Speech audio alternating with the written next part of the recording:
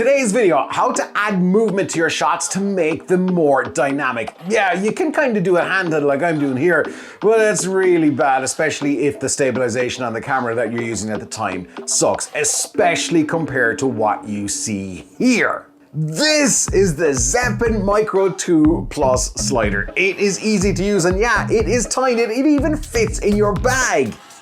Once you get to where you're going, get it out. Twist out the legs one by one, place it down, throw on a ball head for more flexibility, and then toss on your camera. Pop in a battery, turn on the Zeapon Micro 2 Plus, and then double tap to get things moving.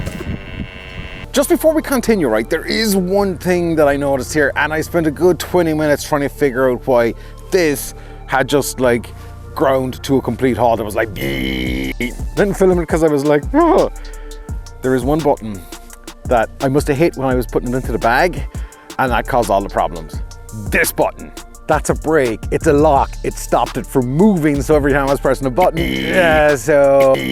Right, that aside, let's get going. The movement is smooth, but looking at the footage, is it actually moving at all? Oh, hang on. See, there's an issue with all sliders, but more on that in a minute. Let's change things up because this thing has a payload of 9.9 pounds, which means it will also work vertically. Now you need it on a tripod to do this, a fairly strong tripod at that.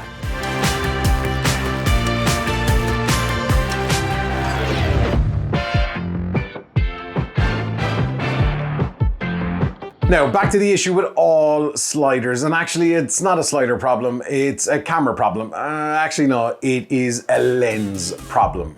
Unless you can create layers with something in the foreground, things can look a bit static, especially with a wide angle lens. But get something in the foreground or use a longer focal length and the results you can get are absolutely pristine. We're talking buttery smooth. The Zeapon Micro 2 Plus slider is a beast. I mean, look, this is a beast of a camera. It is like this thing is rock solid. The controls, they're easy to use. Tap for the speed, turn it on, double tap to move, or just have it move one way by, see, look at this, look.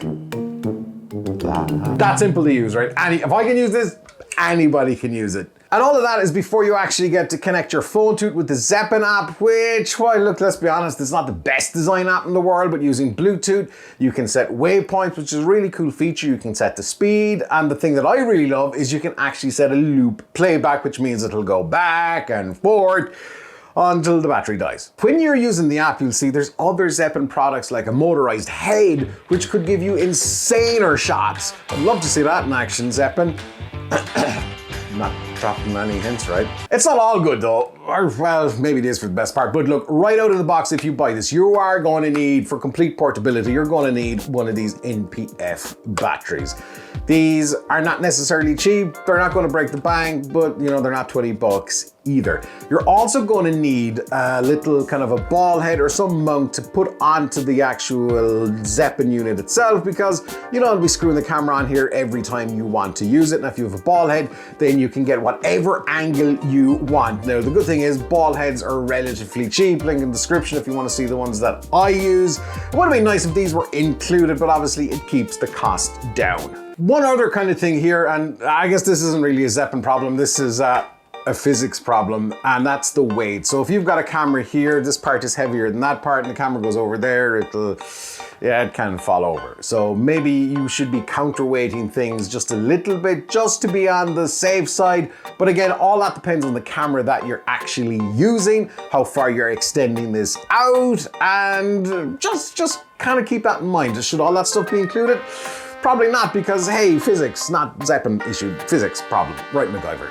Who's this for? Well, you know, even though it's competitively priced, this slider isn't going to be for everybody. And hey, that's okay. If you're more than a beginner, this will make shots a breeze. All those kind of cool left to right shots, which are a nightmare to do handheld, this thing will make those a breeze. If you're a beginner, if you're just starting out, something like this will absolutely blow your mind. But Again, it's not going to be for everybody. Should you spend that cash in better lens, maybe better camera, better audio, better lighting, and then get this at some point, because this is something that you aspire to, especially if you're using kind of a lot of product stuff in your videos where you want nice, smooth movement, not the jittery handheld stuff, which you can kind of fix in post, but a lot of the time you can't really fix it in post. All of that said though, I'm really impressed with this slider from Zeapon.